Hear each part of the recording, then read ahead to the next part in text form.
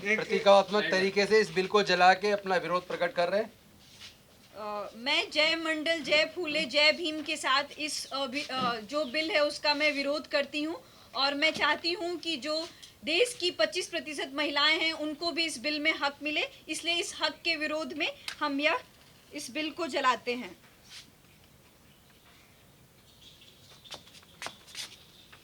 इनकलाब जिंदाबाद, जिंदाबाद जिंदाबाद, इनकलाब जिंदाबाद, जिंदाबाद जिंदाबाद, सामाजिक न्याय जिंदाबाद, जिंदाबाद जिंदाबाद। महिला आरक्षण बिल आया है, इसे जो नाम हमारे साथी डॉक्टर सूरज मंडल जी ने दिया वो नाम ज़्यादा उचित होगा। ये स्वर्ण महिला आरक्षण बिल है। इन्होंने पूरे विपक्ष की गला घोटकर, पूरे देश की सभी जाति धर्म की महिलाओं का गला घोटकर केवल स्वर्ण जाति की महिलाओं को हक देने की बात की है। तो सशक्तिकरण केवल स्वर्ण महिलाओं को मजबूत होने से नहीं आएगा। जब तक इस सशक्तिकरण में देश की दलित, आदिवासी, पिछड़े वर्ग और रिलीजियस माइनॉरिटीज़ की महिलाओं को भी उसमें हिस्सा नहीं मिलता। और दूसरा 33% क्यों,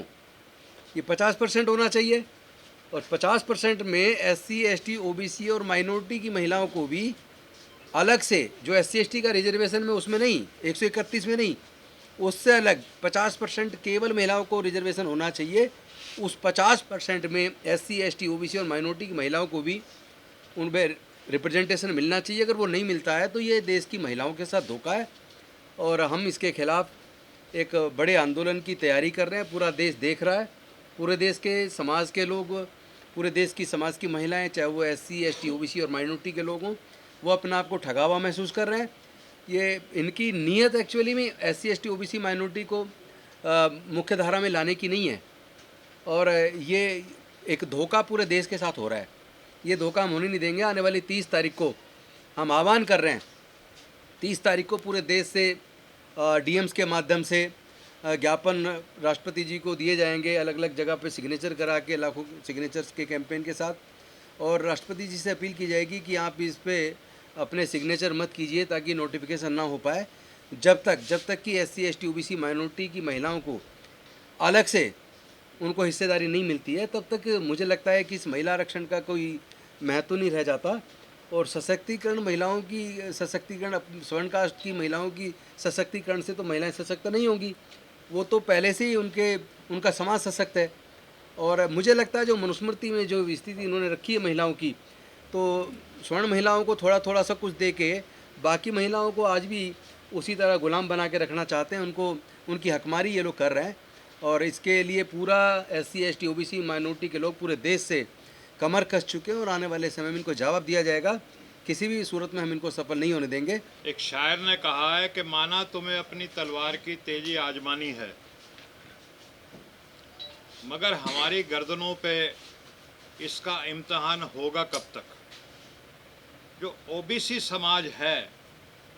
बाबा साहब ने जब संविधान लिखा और वो संविधान 26 जनवरी 1950 को लागू हो गया,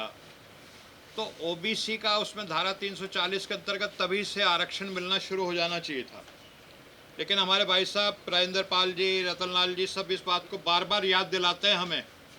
कि 42 से 48 साल लगे उन अधिकारों को प्राप्त करने के लिए जो 26 जनवरी 1950 को मिलना चाहिए थे। तो इस देश में जब संविधान लागू हुआ तो उससे पहले 26 नवंबर को बाबा साहब ने कहा था कि इस संविधान से राजनीतिक समता तो आएगी, लेकिन सामाजिक समता और जो आर्थिक समता है वो जब तक नहीं होगी तब तक ये समता मूलक समाज बनेगा नहीं। हमारे सपनों का भारत, जिसको कहते हैं कि मजबूत भारत, सशक्त भारत, समृद्ध भारत नहीं बनेगा। एक साजिश चल रही है, वो मनुवादी, ब्राह्मणवादी, जातिवादी ताकतें जो हजारों साल से इस देश के जो कामगार, जो कमेरा वर्ग है, उसका लगातार शोषण करती रही हैं। उनको ये बर्दाश्त नहीं है आज भी, इस 21वीं सदी में जब पूरी दुनिया एक ग्लोबल विलेज बन चुकी है, कि इस देश में समता मूलक समाज बने। और हम लोगों का सौभाग्य था कि हम लोगों ने शरद यादव जी के साथ बहुत नज़दीकी तौर पे काम कर रखा है पिछले 30-40 साल से, और शरद यादव जी हमें इस बात को समझाया करते थे। आज भी अगर आप देखें तो ओबीसी की अगर मैं सिर्फ बात करूं तो जिसकी आबादी 52% बताई जाती है, उससे ज़्यादा ही होगी अगर ताज़ा जनगणना कराई जाए, उस 52% ओबीसी को मात्र 24% सांसद हैं लोकसभा में, जबकि होने चाहिए कम से कम 52%। और अगर महिलाओं की संख्या आज देखें हम जो पार्लियामेंट में है तो 78 महिलाएं हैं, उसमें 78, उसमें जो SC ST आरक्षण से आ रही हैं उनको अगर आप निकाल दें, बाकी जो जनरल कैटेगरी में महिलाएं आ रही हैं उनमें ओबीसी महिलाएं 5% भी नहीं है। तो ये जो आरक्षण हो रहा है इसका मतलब ये साफ साफ यही है कि 95% वो महिलाएं जो किट्टी पार्टी में जाती हैं, वो महिलाएं जो खान मार्केट में अपना शॉपिंग करके टाइम पास करती हैं, शाम को 5 स्टार होटल में कॉफ़ी पीती हैं और कहती हैं बड़ी बोरिंग लाइफ हो रही है, ये सारा का सारा जो है आरक्षण, जैसे मेरे से पूर्व गौतम साहब ने, सूरज जी ने बताया, ये उन सवर्ण महिलाओं की संख्या बढ़ाने के लिए है। और जब ये संख्या बढ़ेगी तो जो 24% ओबीसी के जो इस समय सांसद हैं वो अगर फिर प्रतिशत में आएंगे तो वो 15% रह जाएंगे, 10% रह जाएंगे। और वो जो ऑलरेडी पार्टियों में हैं, वो मनुवादी पार्टियां, उन हाईकमान उनका कंट्रोल करती हैं, तो वो कुछ बोल नहीं पाते, जैसा बाबा साहब ने अक्सर कहा भी था। अब मोदी जी जब बन के आए तो उन्होंने कहा कि मैं ओबीसी का हूँ और ओबीसी का प्रधानमंत्री बन रहा है, तो देश के ओबीसी ने बढ़ चढ़ करके मोदी जी का साथ दिया, भारी संख्या में ओबीसी के उनको वोट मिले। एक उम्मीद थी, ओबीसी के लोगों को उम्मीद थी कि 15 लाख भी मिलेंगे, 2 करोड़ नौकरियां भी मिलेंगी, लेकिन जो ओबीसी के अटके हुए काम है, जो ओबीसी का कल्याण नहीं हो रहा पिछले इतने 60-70 सालों से, वो कल्याण भी होगा क्योंकि हमारा एक ओबीसी का भाई प्रधानमंत्री बनेगा। लेकिन पिछले 10 साल में जो सबसे बड़ा धोखा हुआ है, अगर आप ये देखें कि कैसे गवर्नर बने, कैसे वाइस चांसलर्स की अपॉइंटमेंट हुई हैं, कैसे लेटरल एंट्री से जो सिविल सर्विस में लोग आए हैं, अगर आप उनकी तरह जो राज्यसभा में मनोनीत हुए हैं, एम्बेसडर बने हैं, और तो और आपका जो आरक्षण 27% होता है, कई जगह ये वो 27% भी नहीं दिया जा रहा है। और लखनऊ में हमारे जो शिक्षक बच्चे हैं उन्होंने कितना कई सालों से आंदोलन कर रखा है, ये सब हो रहा है, सबसे ज़्यादा जुल्म। तो हमें ऐसा नेता नहीं चाहिए ओबीसी का जो ओबीसी के नाम से आए और ओबीसी का सबसे ज़्यादा जिसको कहते हैं नुकसान करे। हमें महात्मा बुद्ध चाहिए जो थे तो सवर्ण वर्ग से आते थे, लेकिन जिन्होंने समता के लिए काम किया। हमें वीपी सिंह, अर्जुन सिंह चाहिए जिन्होंने नौकरियों में आरक्षण दिया, हमें शिक्षा में आरक्षण दिया। तो कहने का तात्पर्य ये है कि एक सोची समझी साजिश चल रही है कि कैसे जो ओबीसी जो प्रतिनिधित्व जिसको मिलना चाहिए, और वो जो ओबीसी महिलाएं हैं जो घर में मेड का काम कर रही हैं, जो खेत में धान लगा रही हैं, जो रेहड़ी पटड़ी का काम कर रही हैं, जो छोटी मोटी फैक्ट्रियों में नौकरी कर रही हैं, इस आरक्षण बिल से उनमें से एक भी महिला संसद में नहीं आएगी, मैं ये दावे के साथ कह सकता हूँ। लालू जी ने कभी पत्थर फोड़ने वाली के को महिला को बनाया था, कभी ऐसे ही और लोगों को वर्गों से ना आरक्षण होते हुए भी बनाया था, लेकिन इस सवर्ण महिला आरक्षण से एक भी वो महिला जो असल में जो शोषित है, वंचित है, पीड़ित है, जिसको हाशिए पे धकेला गया है, कई पीढ़ियों से धकेला गया है, मैं दावे के साथ कह सकता हूँ इस बिल के जरिए एक भी ऐसी शोषित पीड़ित जो खेत में काम करने वाली महिला, जो मजदूर वर्ग की महिला संसद में नहीं पहुँचने वाली। तो हम इस महिला का बिल का पुरजोर विरोध करते हैं। और हम ही नहीं कर रहे, बीजेपी के अंदर भी बैठे जो लोग जो जिनकी जबान अभी नहीं कटी है, उमा भारती जी, उमा भारती ने भी कहा है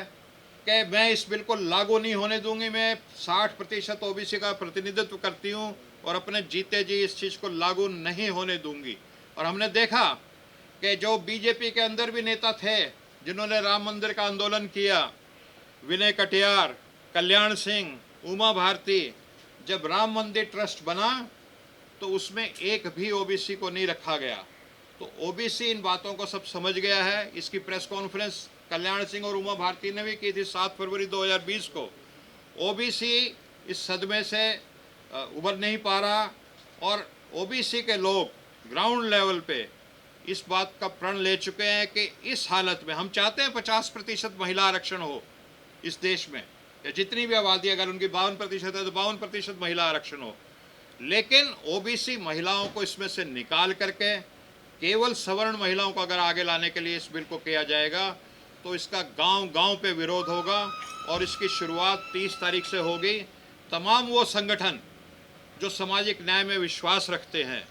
तमाम वो लोग जो सामाजिक न्याय के आंदोलन के सिपाही हैं, वो अपने अपने तरीके से, क्योंकि हम बाबा साहब को मानने वाले हैं, हमारे सारे जो आंदोलन होते हैं वो संवैधानिक होते हैं, वो शांतिपूर्ण होते हैं। हम कानून के दायरे में रह करके सारे आंदोलन करते हैं, तो कानून के दायरे में रह करके अहिंसा और शांति का बिल्कुल पालन करते हुए संवैधानिक तरीकों से 30 सितंबर को हम इस आंदोलन का आगाज़ करने जा रहे हैं और ये तब तक हमारा आंदोलन चलेगा और ये इवॉल्व करता रहेगा स्टेप बाय स्टेप। जैसे हमारे साथी बैठे हुए हमारे साथी, हमने 13 पॉइंट रोस्टर का भी आंदोलन चलाया था और उसको स्टेप बाय स्टेप हमने लेकर के गए थे और फिर देशव्यापी आंदोलन बन गया था। मुझे पक्का यकीन है कि एक बार पूरा ये देशव्यापी आंदोलन बनेगा, सरकार को अपने कदम वापस लेने पड़ेंगे और ओबीसी महिलाओं को हम न्याय दिला के रहेंगे। और तमाम संगठन अपने अपने झंडे में,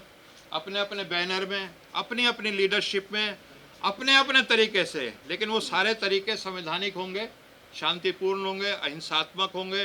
अपने तरीके से इसका विरोध करेंगे और इस सरकार को हम चलने नहीं देंगे जब तक कि इसमें ओबीसी और SC ST महिलाओं को शामिल नहीं किया जाता। धन्यवाद।